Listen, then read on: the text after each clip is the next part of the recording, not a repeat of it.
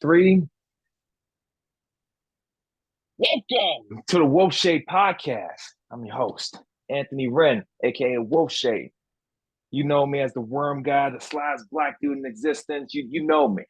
You know how this podcast operates. We know this. Now, man, I should be doing that to you. But we are back. We are coming in full swing. We are in this bitch. I don't even use these terms, but we in here. But season 3 of the podcast on the miraculous January 26th. Oh man, season 3 coming in full hype. Episode 36. We have 36 episodes in. Shout out to people that have been paying attention to the podcast so far. But at the end of the day, it ain't about me. It's about the guest that I got on here. It's about the light-skinned brother that looks way better than me. I ain't jealous. But he's the most badass motherfucker I know.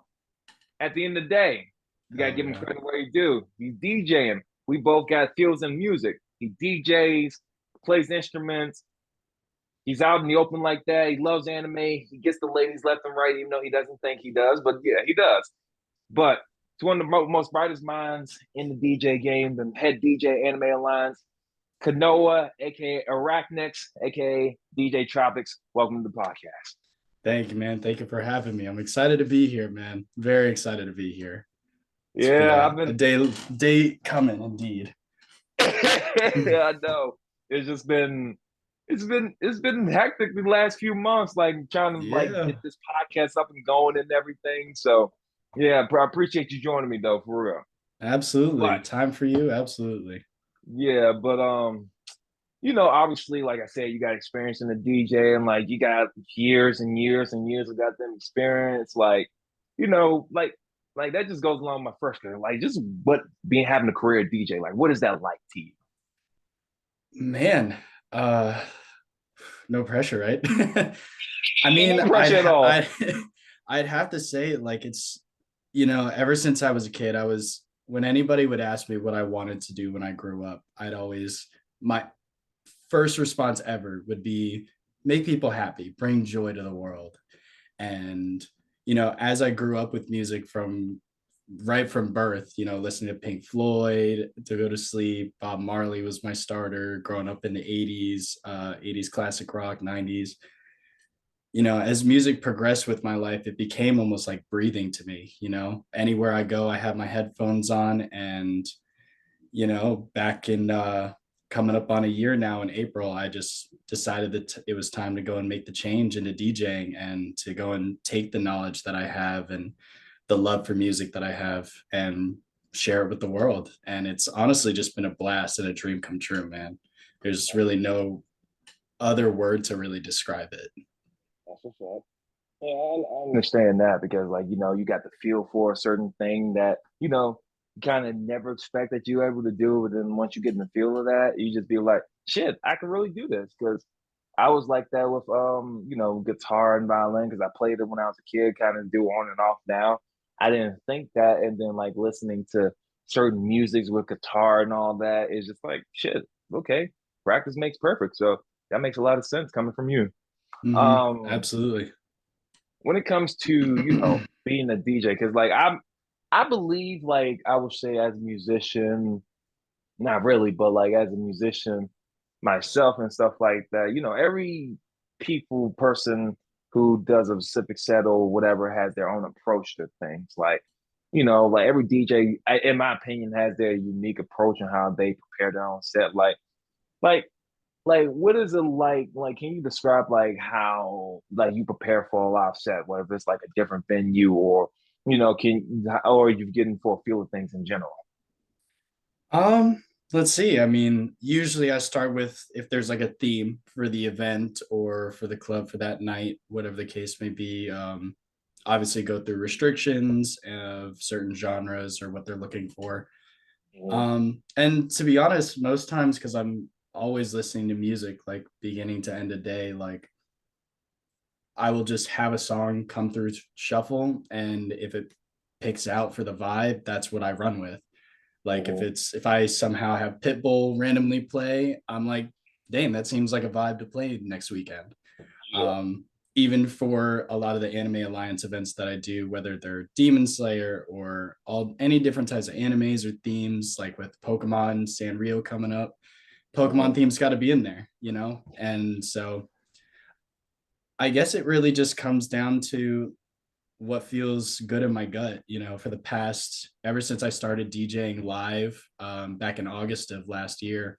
I just follow my gut with what song just fits right and feels right. And then every song after that kind of just piles on like almost naturally. I it's very hard to describe. I mean, it kind of just happens, but it is an incredible feeling to kind of just watch the pieces all fall into each other and then to go and organize it, set my cues um, in the correct places, and then be able to go over it a few times, make sure it's good, and then be able to perform it live. It's unreal. It's almost like an out of body experience, to be honest. Yeah, that makes sense. I kind of agree. I agree with that because I feel like being a DJ is like it's not just about playing music and knowing, like how to kind of like train your thoughts. I think I would say it's more about creating an atmosphere and like you said, guiding the mood for the event and everything. And it's just like I think I mentioned this to you before because it's just like I'm not a DJ, but for me it's easy to read the crowd.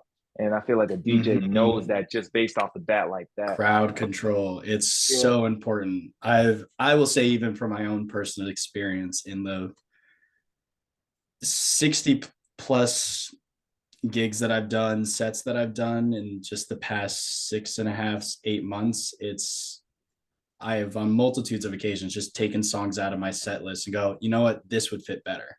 The crowd's hype. Let's throw something else hype in there. Let's see what people know.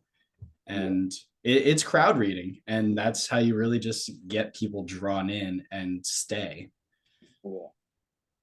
Yeah, that makes sense. I mean, I think like crowd control is like everything. I think DJs got a better attention span than I do at times, but it's just like okay, yeah, they got better attention span than me when it comes to a crowd. It's just like for me, I know how to spot people and everything. I just be like, oh, okay, it's very easy to spot you and spot who's annoying, who's not annoying, and it's just like the problems that occur, stuff like that.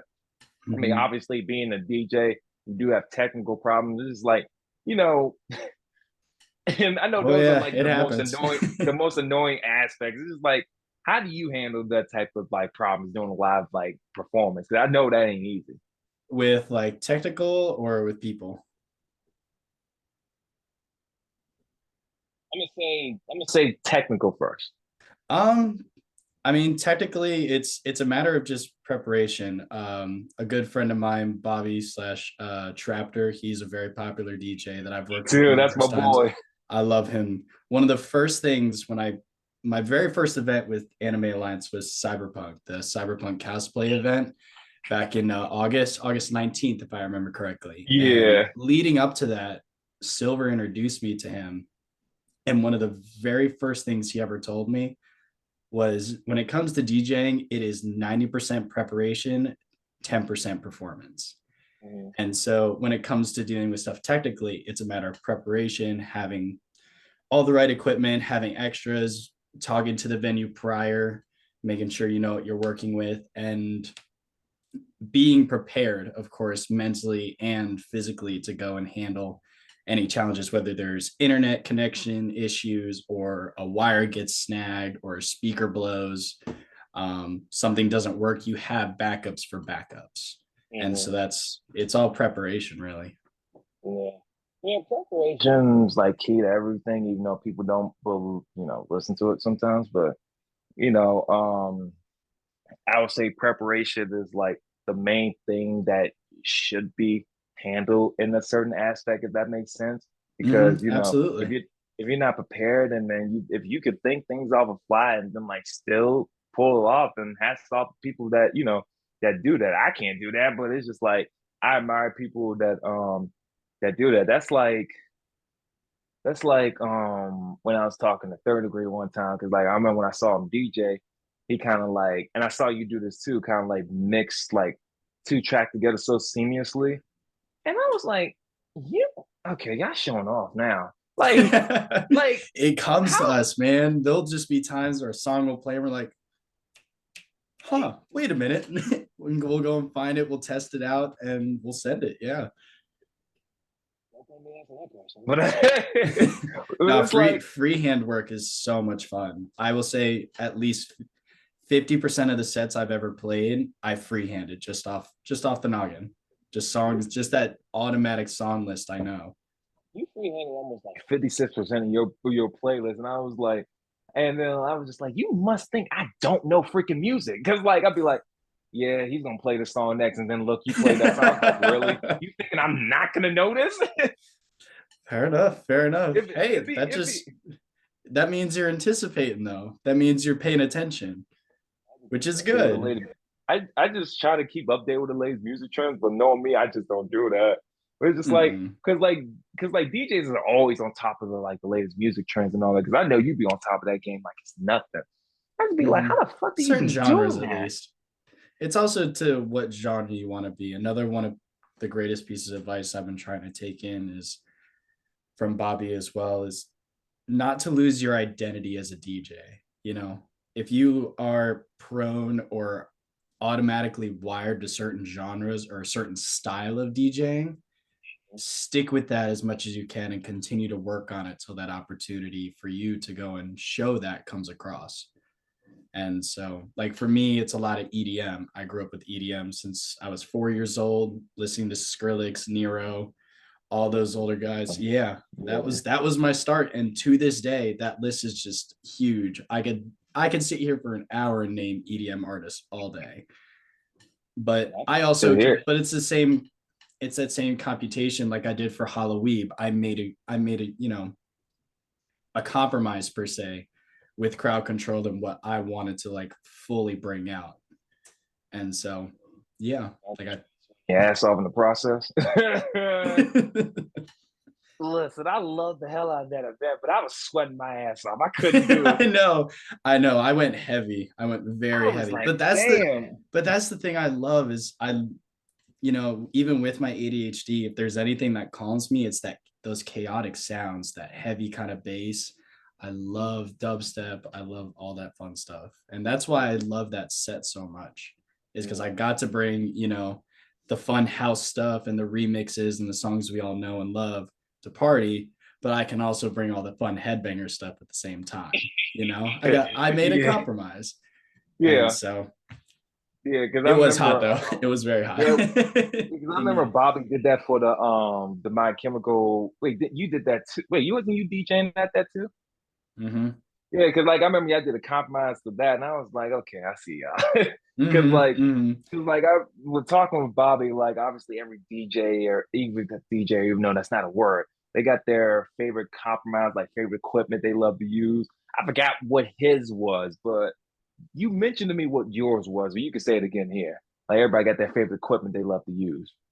Say, are you talking about like controller wise, laptop wise, or are you talking like song wise? Let's say controller wise. Controller wise, I mean, I've only worked with the one, but I have experience. I have a little experience on what Bobby normally uses, which is the XDJ. And that thing is chock loaded with literally everything. I loved working on that thing when I had the chance. So Yeah, it's like from that is because like I just noticed like every DJ got like use like favorite equipment. I was like, oh no, we got a favorite software. I was like, that's not equipment, but that technically is equipment, but it really isn't. Because like I mhm, don't describe it like that. But I was like, yeah, DJ, I don't know jack shit. mhm. Cause It's like so much terminology to learn. Oh my yeah, gosh. cause like my friend he uses like a like it's like something called like a DJM, like a DJM 900 or something like that. That's what he uses, I I believe. think I know which one he's talking about. Okay, cool. And that thing has so much vigilance to it. I was just like, well, damn, okay, like have fun.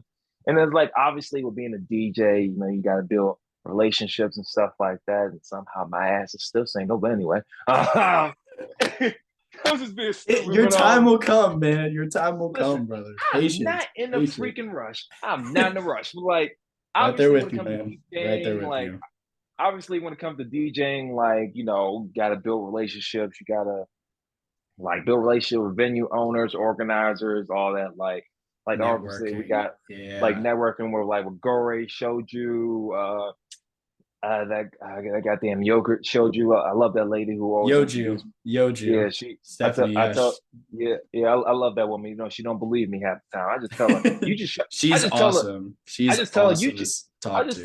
I just tell her, I'm more, I told her one time when they had it at the thing, I was like, I'm more mad at myself. I'm about to get fucked up off a yogurt mix of shochu for no freaking reason.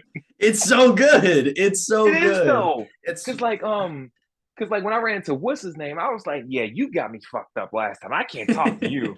I forgot his name, but he's my boy though. But it's like I'm always running into him because like the last event, not the karaoke thing, the winter weed blend, it was like 1, 2, 3, 4, 5, 6, 7, 8, 9, 10, 11. Yeah, 13 bottles of shoju. Thanks to him, I was like, and because by like yourself? Dang. well, no, by myself, yes. But like with others, we just had like 6 of them. Like it was Oh, good, okay. Okay. You but share. like, You but like, share. yeah, Good. like I don't like Very sharing liquor. That's considerate. the funny part. But like, I don't like sharing That's liquor a with people lot. unless you know me like that. Like you know me like Yeah. that. Yeah. So Yeah. like you know me like that because it's still like surprise that you can't handle any other liquor. Kind of disappointed about that, but hey, it happens. But it's just I was like, damn. Okay, then I'll get showed you then. Fine by me. But like when it comes to like building relationships and stuff like that, like what do you think is the key to like I wouldn't say maintaining, but like just building in general? Hmm. Definitely confidence. Confidence and before I joined AA, I was very much more introverted socially, but because of AA, I've been able to open up a lot more to the extroverted side of myself and become more confident. And because of that confidence and the support that I've gotten, it's just a matter of I guess I could dumb it down to this. It's confidence with while still being humble with it. You introduce yourself, you say what you do, what your goal is, and you kind of let conversation spark from there. Um, and that's really all it is, really. At the same time, have something that's available for people to kind of catch the eye, and state your intentions clearly, of course. Um, and keep up with them, especially if it's been a little while. Just ask how they're doing, how business is going, what events they're going up with next, like if there are any opportunities. Check in with them first and be meaningful with it. So Yeah. I would say that would really sum it up. And because I was networking from day one, and so I've definitely learned a lot along the way of just keeping those connections tight as much as you can, because when the time comes, those opportunities may come to you. Yeah. And so it's just a matter of patience and chance. I mean, I really didn't think of like networking like that as much because I know I got the skill. It's just like I don't do it as much as I think that because like with also networking, maintaining is also boundaries and keeping Mm-hmm. away from set people. Like that's what I usually like take care of and stuff like that. Like with Anime Alliance, like when I was at the thing that my very first thing was at the thing on the 18th Street Lounge, the Demon Slayer joint. Oh, okay. For the Otakon thing, the after party for Otakon. Nice. So that's was like okay, that's how I kind of like learn like how this place is like doing this feel and everything.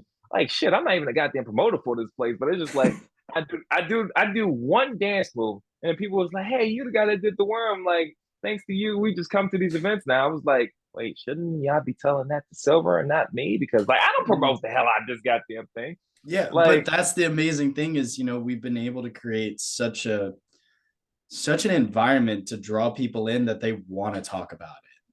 I talk about it everywhere I go. I plaster it on my phone. I have the flag right next to me. I got the cup, like everywhere, keychain right anywhere. here. Exactly. I gotta get a new one. But yeah, like I will I get never the say metal anything joints. bad about this. I will never say anything bad about Anime Alliance. It's Yeah, such I never do. I never do either. It's like it's such a fun community to be a part of. And I was like, Silver, I need I need the chop in this damn thing. Like, I Mm-hmm. don't care if it's promoting. I need to help out with everything. I don't care if it's setting up stuff. I need to get in. Because like I Mm-hmm. be applying to the motherfucker. I was like, I know my time will come one day. I know Mm-hmm. my time will come eventually. I'm in no rush for that. But I told Silver, I was like, if you need the promotion, I got you. Mm-hmm. I got Yeah. too many. I got too many strip clubs that follow me for no reason. And these ladies love anime like it's nothing. I was like, you love Yeah, anime, they'll come. come Oh yeah. here. Yeah, burlesque shows is a perfect place to go and add. Yeah, Like, my absolutely. dumb ass keep forgetting what burlesque means. Cause like beforehand, before I got here, I used to do Magic Mike, right? Mm-hmm. Yeah. Bingo. With that, I knew what the fuck I was doing. Like, I know Mm-hmm. how to make some money, right? But Right. like with that, like that's how me and Alpha kind of like bought it and stuff like that. Oh, And it's just like nice. it's like with that, it's just like I never really because like she kind of opened up to me because like I didn't know at this day and age like ladies use stripping as exercise now. I didn't know that. Mm-hmm. And it was just like, okay, cool. I learned something new. It was like they was like we can see you flip a pole one day. I was like, hell no, you are not doing that. Like, no. That's got to come with at least a little bit of Cause money like involved. I told her when it comes to it's funny though. One day you will probably see a man do like a magic fight set. I will That I would be die here for it. That's I will awesome. die laughing if that happens one day. If that happens, I'll be like, okay, Just let the me see. happenstance. Yeah. Yeah, because like No, that'd be awesome though. I told her, I was like, when it comes to Magic Mike, you gotta understand how easy it is for you than it is for me.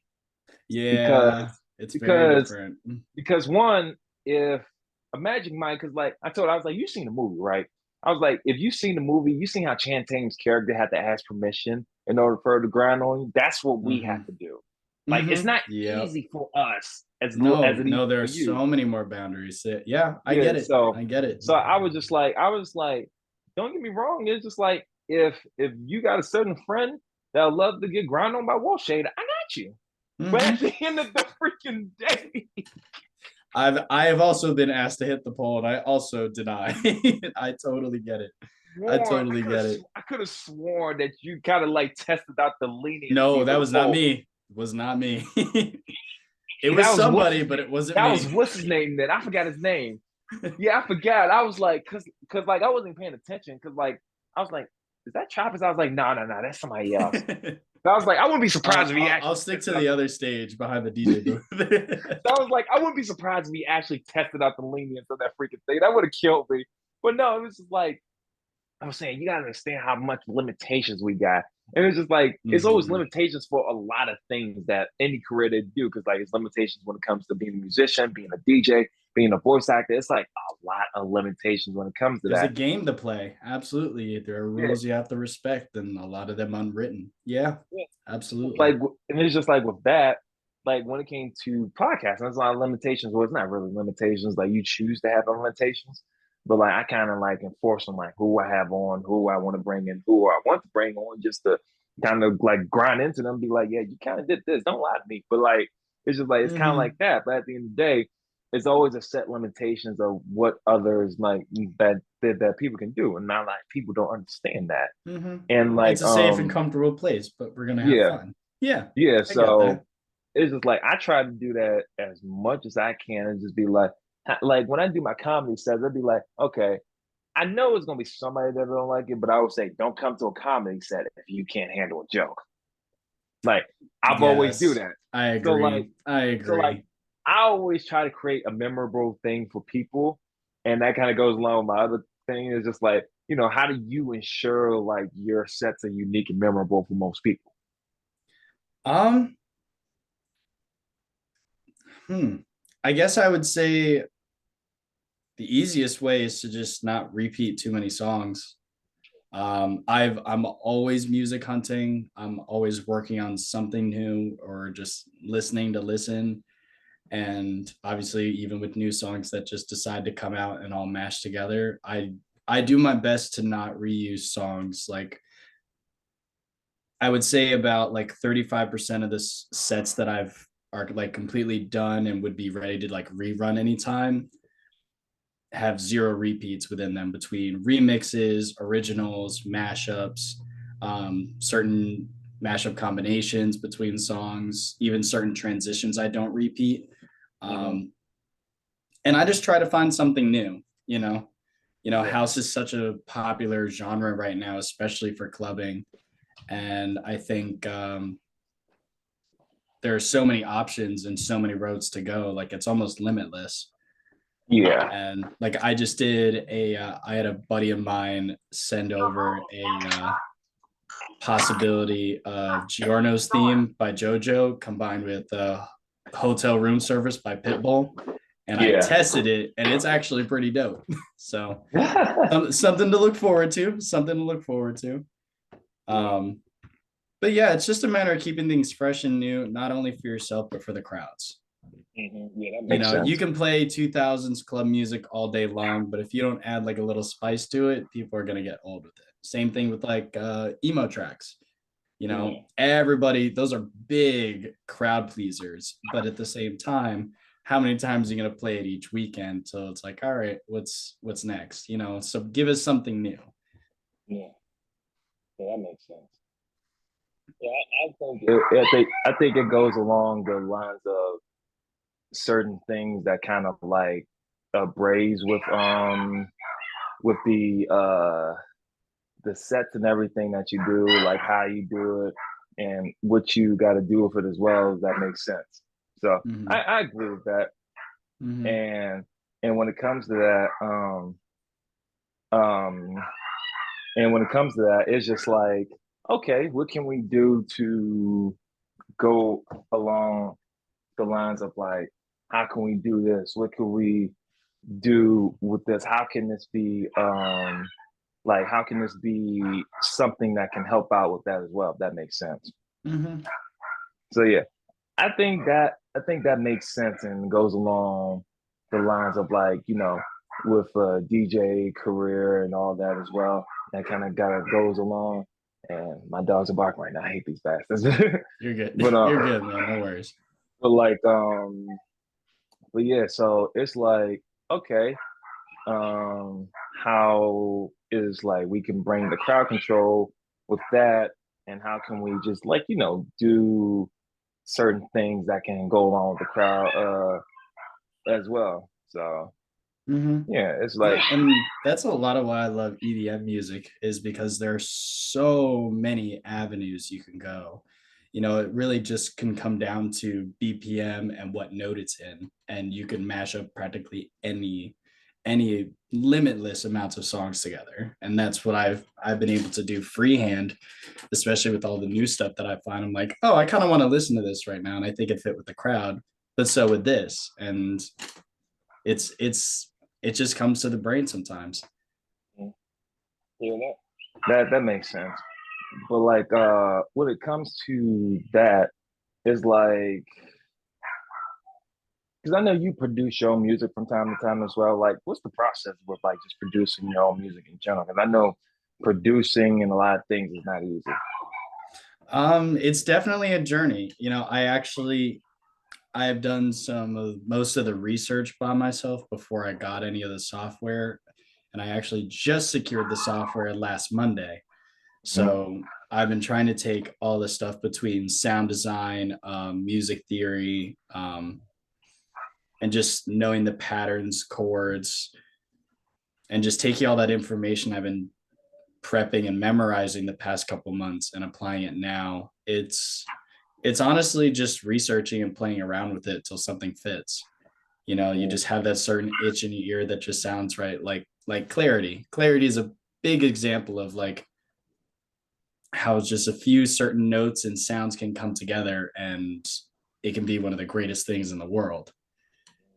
So it's just a matter of following the gut and matching, obviously making it sound clean and smooth, having someone proofread it or something. My buddy Ryan Chinchilla, he's coaching me through a lot of Ableton right now, which has been a huge help. And so it can be a slow process at first. I will say that for sure. I haven't fully made my own song yet, but I'm in the process of kind of still playing around with the system itself and the software. And we're in motions. I have a number of friends that are waiting on me to go and get it all down, and we can do collabs and some remixes together. So that's something to look forward to, probably, hopefully, in the summer of this year. So Man, yeah, then you mentioned earlier you got like three announcements coming up too. yes.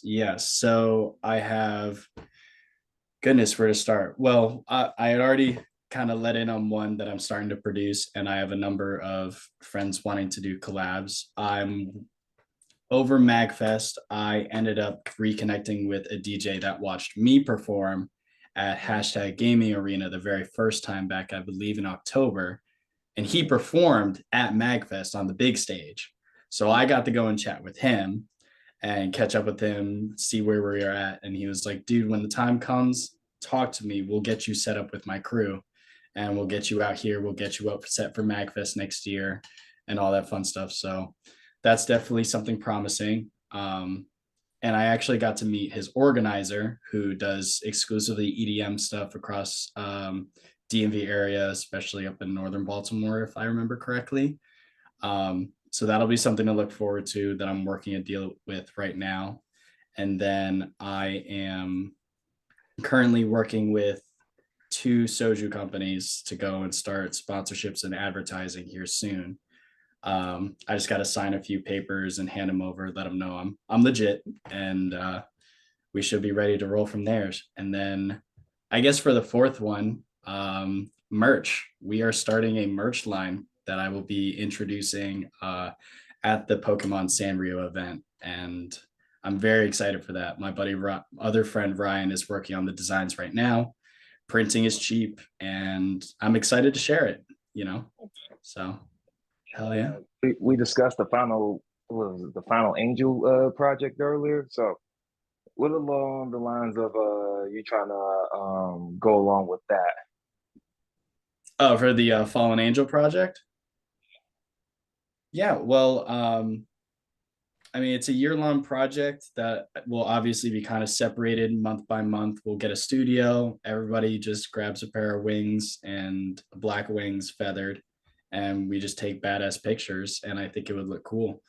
It's really just a group project at the end of the day. But I wanted to go and, with the experience that I grabbed cosplaying that and doing the different photo shoots and getting a couple friends to help with the modeling experience and getting the poses and the faces down, like, and certain design choices, I actually ended up having a lot of fun with it. So I figured, why not share that with my friends that would be interested? Because especially with an anime alliance, there are tons of cosplayers. So it's just something that I really wanted to share with everybody. It was an experience that I personally enjoyed and took to heart, and it was a lot of hard work that I put into it, as much as my photographer Sarah. Shout out Sunflower Photography for her hard work. But yeah, I'm not one to be very selfish with my work. I'm one that is very open to share with people the same things that I feel and same experiences that I feel along the way. And, I think anybody should deserve to really feel the way that I did and how personal and how fun it was. So, Yeah, yeah, that makes sense. And that's number two. And you said, what's the third one that you say you had in the process of making? the third one is Boys Night. The Boys Night project is pretty much, you see groups of guys on like TikTok and Instagram all doing fun, crazy stuff. And I kind of wanted to organize, and actually a number of us wanted to do the same thing, where we can go out to cons or go out to events, do little like fun, goofy side quests. Obviously, we're not going to do anything unlawful. That's not even question, but something that can just bring us together, and it can just be the guys, and it can be, our own little brotherhood where we can be open and just enjoy each other, outside of every other weekend we're at events and we're at concerts or we're at cons. It's something to go and step away from all that and create a more personal experience. Mm-hmm. I'm a very big advocator, especially on guys, on most of my friends, including myself, grew up with, being just to yourself. You don't talk about anything, don't get too close to nobody. And I'm like, you lose a certain connection with people when you do that. And so that's a lot of the main goal, is just to create a good environment for just the guys to be cool, enjoy ourselves, and be personable. Yeah, that makes sense. Yeah, that makes sense. Looking forward to it. And yeah, that's pretty much the three projects you got. Because I remember you just like you trying to expand out more and everything, which is nothing wrong with that too. So, best of luck on the project. I know I'm gonna be part of majority majority of them. Absolutely. But Absolutely. I'm looking forward to it. yeah, yeah. Hold on. So like when it comes to that, like is there like any other projects coming to mind like after that? Because I know you said 2024 is going to be like a big year for you and everything. Um, I think that's pretty much it, other than really just putting in the hard work that I am now. It's never really about money or popularity for me. It's more of just, like I had said before at the very beginning of the podcast, coming full circle, like I'm here to go and share my love for my things and my hobbies with, and my job now, of course, with everybody. And I'm a very big advocate of everybody deserves a win, and I'm very inclusive on that. um, and it's really just sticking with what I have now and putting in the hard work, so then merch line goes well, followers go up for other venues to reach out. I have two venues that I can't disclose just yet that are waiting for my following to go up, to go and start headlining shows for them and ticketed events, which is awesome. Um, and I have a couple of friends that want to invest as well. So that'll be pretty much a good start. And like I said, it's just a matter of putting in the hard work and being patient with it. And when the time is right, I will follow my gut, and the time will be right. You know, That so makes sense. And you said they need to build up a following in order to do that. Because I think any time is a good time. hmm yeah, absolutely. It's more of, obviously, I'm not a big name yet. I just reached 200 followers on my DJ account just about a week and a half ago, I think, which, at least personally for me, is like really big progress for only DJing live for 6 months. So it's just patience. That's all it is. I respect that I'm not a big name, but I also respect that I have the skills to become a big name. So it's just a matter of keeping up with the shows that I'm doing, reaching out to other organizers, staying busy and continue performing and increasing my skills as much as I can, while also hopefully beginning to drop my own songs later this year. So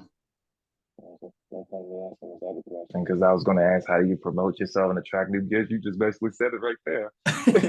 I mean, how I promote myself really comes down to, I have three photographers and one videographer that I've worked very closely with and have been for a couple months now. A lot of them came to me first, which I very much loved and appreciated. So I make sure I give them all the love I can, between not just my DJ stuff, but also my cosplay account. Because they are hard workers. And when it comes to promoting, it's a matter of, catching the eye. You want to have something that's going to hook somebody, whether it's a certain song that's played in the background, or something visually, color wise, like, or a certain theme that catches the eye. Like if you're in Halloween, like I did the pumpkin theme. And it's making sure it's clean, but it's something open for people to see, like you have some level of pull. You can keep a crowd. You, at least specifically for DJing, you can keep a crowd. You can get people to continuously come back to see you. You have other people talking about you. You have other people recognizing and sharing your work. And it's consistency as well. You can't go dark for like 3 months and then just come back like nothing happened. So consistency, confidence, and hooking the eye. That would probably be the biggest pieces. Yeah, that makes sense. Yeah, that makes a lot of sense. And that kind of pretty much just goes along because I didn't expect us to go through 16 questions in the span of 44 minutes and 57 seconds. God damn. Jesus. So like, cause like the whole basis of this whole thing is just like if I want people to go through the same thing, like if I want to go through the same career path as you, like, like what advice would you give to them that to go for and just be like, hey, like I know you don't feel like you can do this, but I know you can do this. Here's some advice and like here's whatever and stuff like that. Cause I'm gonna put the links to your things when I'm done here. But like Much love. like Thank you. like what advice would you give to people that want to go the same route as you? Because DJing is never easy because with DJing, like The tough there's certain industry to be instances. in.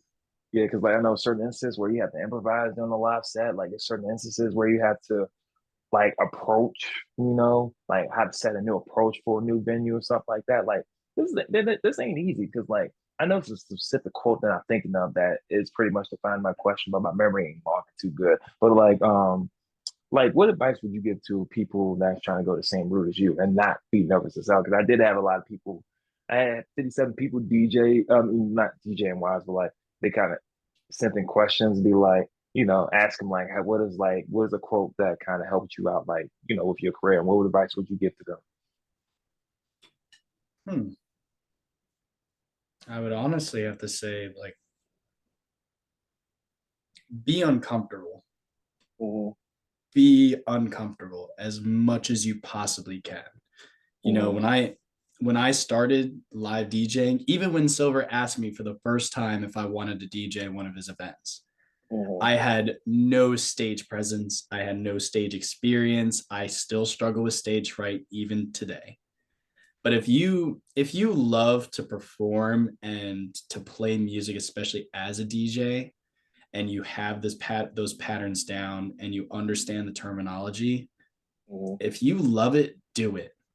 Mm-hmm. Throw yourself into the game as much as you can. Reach out to other DJs that are local to you, ask them Mm-hmm. for advice on their experience, and you'll even sometimes get the chance they'll bring you along with you.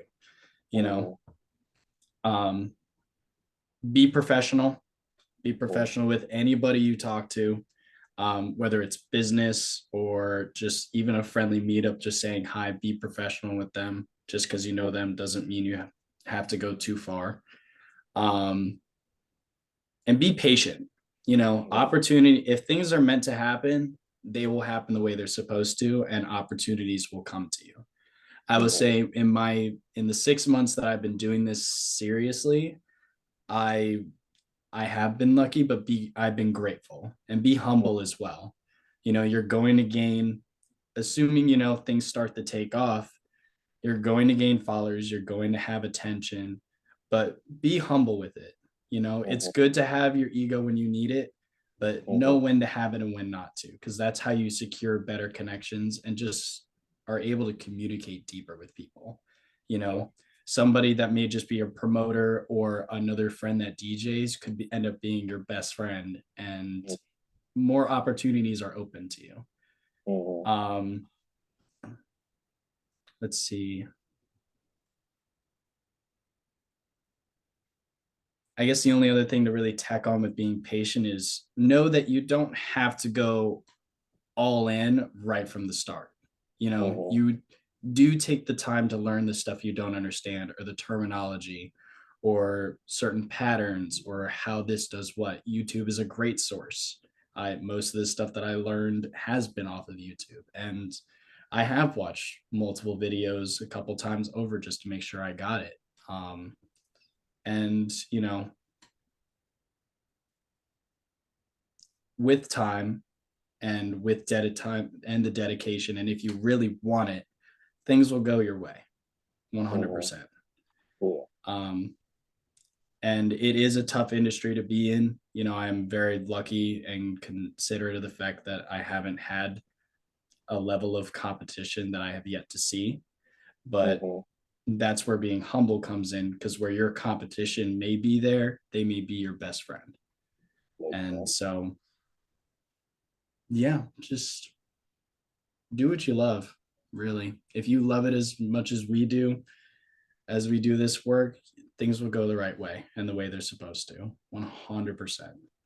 Because, this is our lifestyle, and our job is to go and play music. And, we all hear music every single day, whether it's off of TikTok or Instagram, or it's shared through Spotify, or listening to a playlist. We're always listening to music. But as DJs, look outside of the box, find some interesting ways you can be original and bring something new to the table, Yeah,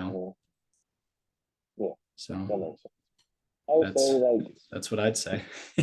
yeah, I agree with that. Like, always have something new. Like, at least bring something to the table that you can at least see that can fit and like resonate with people. And yeah, that makes pretty much a lot of sense. And like I said, I'm surprised we went through 16 questions in the span of 44 minutes. I didn't expect that. No But yeah, worries. I mean, I could also say, like, I had mentioned before, reading the crowd is very important when you're on stage. As much as I love to play EDM, I can't always play EDM, and certain venues will even have contracted rules where they can't play certain genres. Because it's an insurance thing sometimes. So you need to, be open to ask questions as well. If you have somebody in your corner, you have resources available and people willing to go and help you, ask as many questions, even if you have to ask them over and over again, as detailed as you can until you get it down. Because I've asked Bobby, I've asked multiple other people, Nova/Andrew, Nova Dubs. He's an amazing rhythm artist. I love talking with him. Yeah, just communicate, ask questions, and get the knowledge down ahead of time, because there are unwritten rules. Reading the crowd is definitely one of the like unwritten rules people mostly will ignore for whatever reason. And I've seen it. And it's like, it's great that you put your set together, but at the same time, if that your job is not just to put the set together, it's to keep the crowd engaged.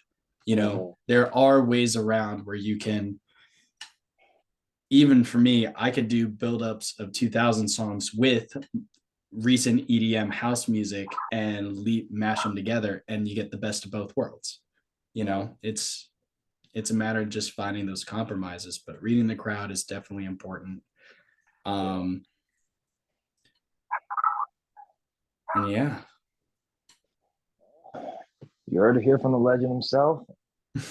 Thank you for joining me on this episode. Like, I'm out of questions for today. No worries. Like, thank you for having me. Thank you.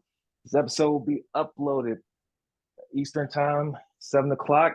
Everybody just stay tuned today. For some reason, I'm surprised my live actually worked. Stay tuned today.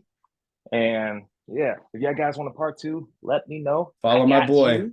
Watch all of his stuff, man. He deserves it. Follow the legend right here. 100%. This is him. Follow him. Thank you. Follow his career. Follow him. Thank you. I'm gonna drop his big things are coming. Big things are coming. Great things are coming. So pay attention. Everybody, thank you for checking out episode 36 of the podcast. And yeah, stay tuned for more.